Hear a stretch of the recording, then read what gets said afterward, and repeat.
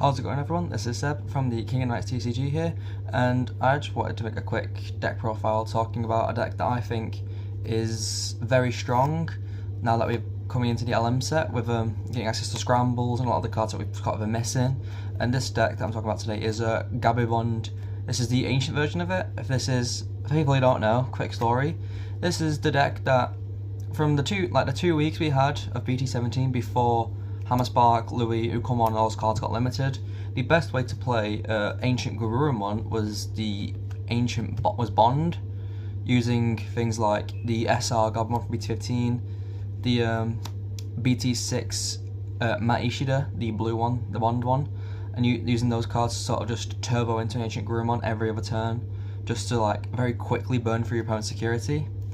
But yeah, that deck obviously, sort of after Louis and Hammerspark and Ukomon got hit, that deck sort of stopped existing, just because playing pure Koji Blue Hybrid was just better. But I think this deck, now we've got access to Scrambles and the Bond Ace, is definitely much better. And I took this to my locals yesterday and I went X1 on it, only losing one round to D-Brigade at the very start, just because the deck was still like, I think I bricked it just because like the deck was still like in sort of an order. But yeah, and then after that I didn't lose a single round after that. So I'll quickly show you the list that I took and then show you what changes that I'm going to be making after reviewing how I my run at locals, and then also giving you some other options that you can also put in yourself. Right, so now I've just changed the camera angle. We will go over the list as it is right now. This is the exact 50 that I took to locals last night, and as I said, I went X1 with it. So as all good Digimon does, we will of course start with our eggs, where the main egg of choice is 4 copies of BT11 Wanyamon. So the reason we chose this one is just because it's the easiest way to draw cards. It's that if your Ancient Gabumon doesn't bounce anything, you need a way to add cards to your hand by an effect. So this is the easy way to do it. I'm not playing a Sunomon egg just because none of your Gabumons that require Sunomon don't already go over blue eggs 4-0. And then the 5th egg is just 1 Babidomon. So the reason we're not playing the Jamming Bukomon egg that a lot of decks plays their 5th egg is just because actually Ancient Gabumon dying into security is actually kind of something you want to happen, just because then you're not having to like dance around getting it to die to then steal turn back of analog youths and stuff. And then we'll get on to the rookies, which obviously most of them are Gabumons. So the main one we play, the one at 4 of, is 4 of the BT15 Gabumon.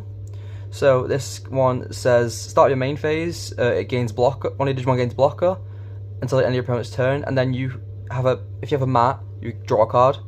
So very easy drawing. This is the best one to call off for scrambles, just because then you can just call it and have itself a blocker, and then when attacking you can draw 1. So it's again another easy way to draw cards by an effect. And the next Gabumon we play at 3 of is the EX1 Gabumon. So this is the one, no effect, however, when attacking you can check top 3 for a Tamer card or a card with Gabumon in its name. So it searches for all your Gabumons, and also searches for the Bond as well, and add it to your hand. So the only negative to this is that you can't search for Lobomon or Ancient Gabumon, but that's perfectly fine. Then we play 3 Gabumon X. So it says, on play when digivolving, you can check top 3 for a Gurumon or an Omnimon and one X into the option card, and add them to your hand. So what this means is that you can push out your Gabumon from raising. If you're missing, the only thing you're missing Ancient Gurumon, you can then gain blocker and possibly draw a card, and then go into this on top of your Gabumon, then an extra way of searching before you then try and do your full combo, just another way of consistency. Important thing to note is that Ancient Gurumon is considered a Gurumon, so you can search it off of this. Then the next rookie we played was 3 copies of BT16 Ukomon. This is something I was just trying just because, you know, in theory it's really good, because you know it should find you all your pieces, it should find you your Tamers and your rookies and just all your combo. However, after reviewing it, I don't like it, just because like you never really want to have it in the back because it's not blue and it's not Gabumon, so it's unsearchable and it just doesn't work with your full combo. And also, I was never a point where you just hard drop it, so like if you just hard drop it knowing you've got a rookie in the back, your opponent will just get rid of it. So I will be taking this out when I should get back into what change I will make. But then we're on to BT6 Gabumon. This is the one that is designed for Gabumon Bond. So all times you play a mat, you gain a memory, and then when attacking is inheritable. If it's Bond or Friendship, you may unsuspend. So this means that when you swing with your Bond Ace and it unsuspends, you can then swing again and then use this effect to unsuspend, so you can still swing 3 times like the old one did. And then the final one as a one-of is the limit to 1 Gabumon X, just another way of searching. Also is battle protection, so you can swing into things and avoid, and if you, so you can crash into things, and if you would die you can then just protect yourself. So that's it for the rookies. We'll get on to the only level 4 that we play, which is just 4 copies of the promo Gabumon. So this says it costs 2 to evo, and then when digivolving you may digivolve into an ancient Gabumon for a cost of 1. Ignore its clone requirements and then delete that Digimon at the end of the turn. And then the inheritable effect is you can digivolve into ancient Gabumon for a reduced cost of 2. However, we don't play any level 5s in this deck, so that doesn't really matter. But this is the main idea, is that you'll promote a Gabumon, digivolve it into Gabumon, ideally for free with a training, and then you will go into ancient Gabumon for a cost of 1, bounce something or draw a card by an effect to then burn a security. And then since we've talked about him, we'll bring him up as well alongside Gabumon, which is the 4 copies of the BT17 Ancient Gabumon.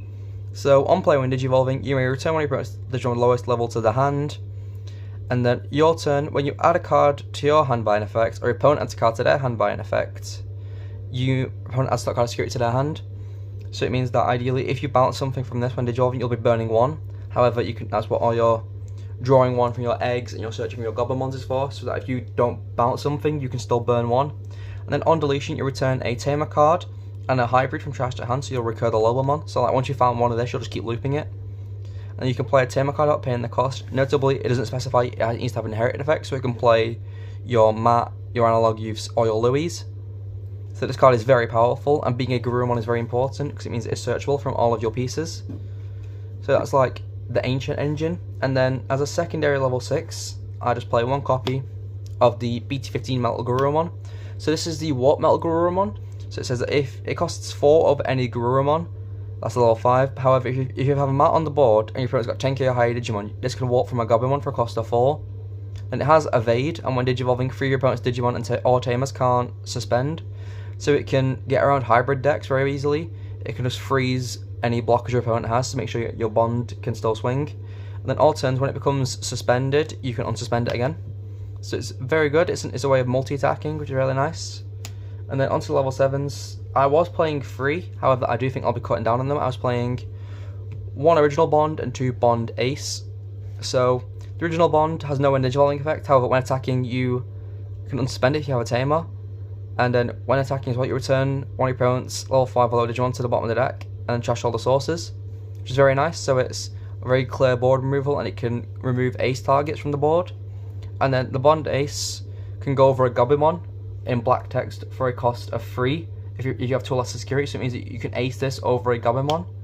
And it says on play when digivolving, you return 2 of your opponent's Digimon with as equal to or less sources than this to the bottom of their deck. And then also when attacking, if you have a Tamer on the board, this unsuspends. So something important to note is this one is a mandatory unsuspend, this one is a you may. So the idea is that when you play the BT6 Gabumon, is that then you can swing with this, use its own effect to force it to unsuspend, and when you swing again, you can use the Gabumon to choose to unsuspend afterwards, so you can still swing 3 times. But as I said, I'll probably cut down on one of these for something else, just because having like one of each ace, one of each Bond felt nice, because obviously you can recur them with scrambles, so having the extra one didn't really feel necessary. Then we'll get on to the Tamers, because all the Tamers in this deck are absolutely insane. We'll start off with the main Tamer of the deck, which is the 4 BT6 Mat. This is the Bond Tamer. So it says, your turn, not once per turn, which is very important. When you promote a Gabumon or a Gabumon from the breeding area, you gain a memory and draw a card. And then it lets one of your Gabumons digivolve into a Bond of Friendship from your hand, ignoring its level. And if you do, you trash up to card to security. And then if you have one or more security cards, you delete it at the end of that turn. So that is why we play the original Bond, so that if we do warp into it from Matt and it dies, it just gives you overflow like the Ace will. But this card is very insane. You can easily just gain, like, if you get set to 1 by your opponent, you can easily still do a full combo if you have at least 2 of these, because you'll promote, you'll go straight to 3, and you do everything from there. And then we play 4 copies of Analog Youth.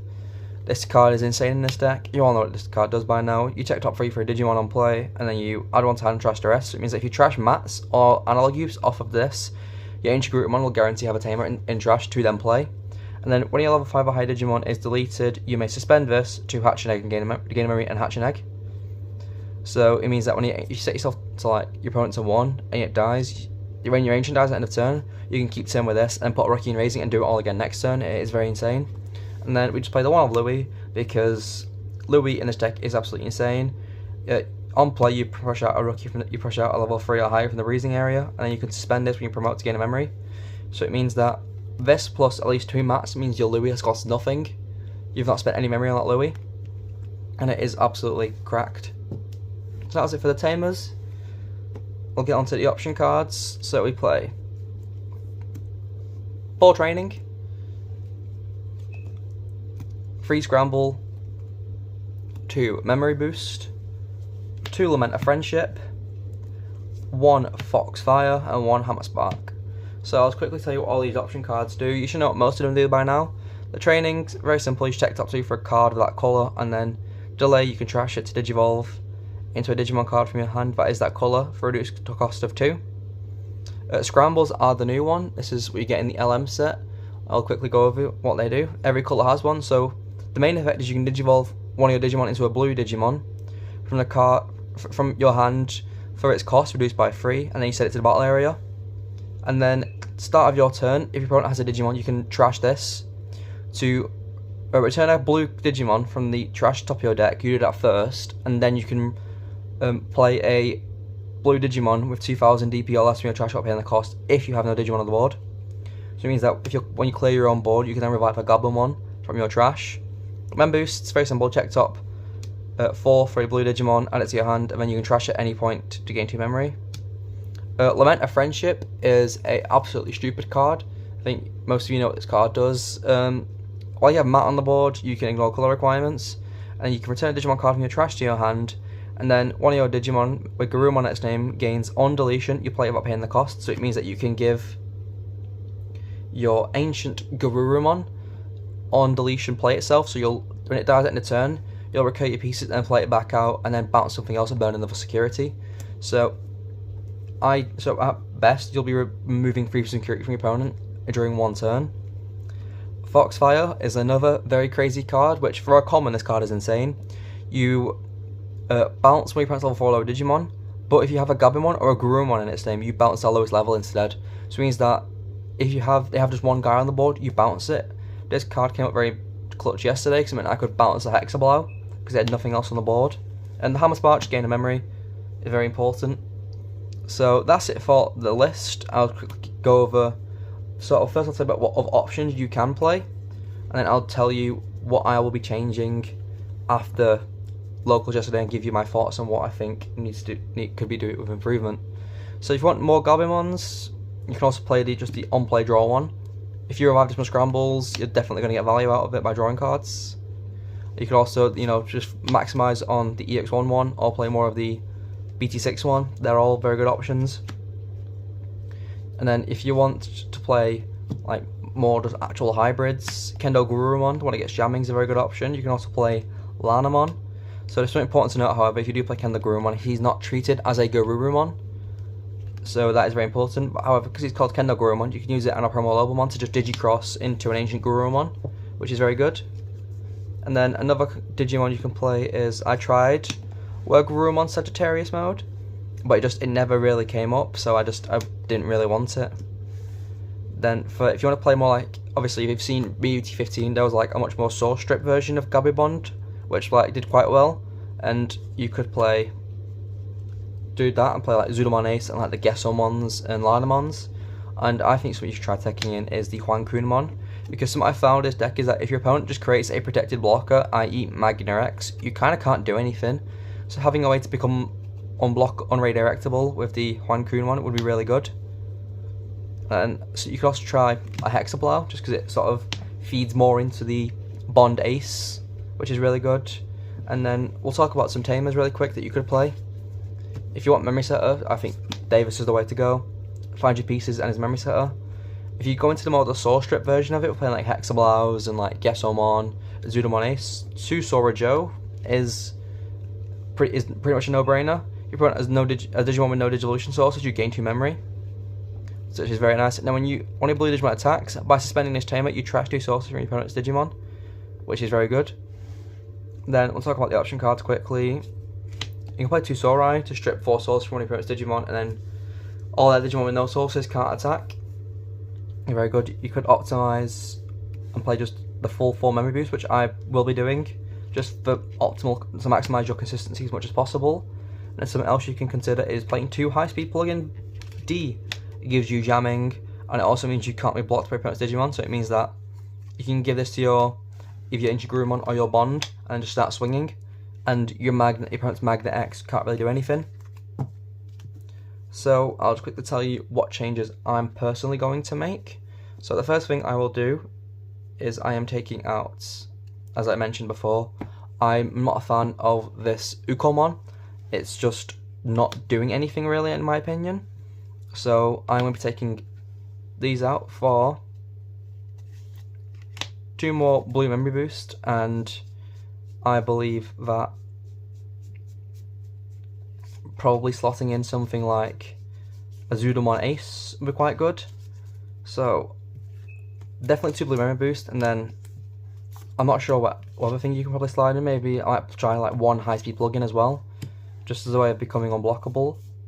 So, we're going all out on, I think definitely just going all out of 4 boost, then playing 3 scrambles, and then a full 4 copies of trainings is very important. I think this is the best way to go, in my opinion. And then I think taking out this Ukomon for a high-speed plug-in D, just as a way of becoming unblockable to get around things like the D Brigade, which I did get played yesterday, and I did actually end up losing that one. It gets around things like Magna X as well. It can't get around Tyrant, but that shouldn't be too much of a worry, because if you just go quickly enough, you should hopefully be okay. And then I think I was taking out, well, I haven't got one on hand, but I was taking out one of these bonds, probably for a Paladin Mode Ace, or for a Azudamon Ace, just because there were times where you draw so many cards from the mats that you will end up decking yourself out, so probably taking out one of these for a Paladin Mode Ace, just to bottom deck your trash and just keep looping your deck, is probably a good idea. But yeah, that's it for the profile and what changes that I'd recommend. So please do like and subscribe and do all that YouTube stuff, and expect more videos from me soon, hopefully.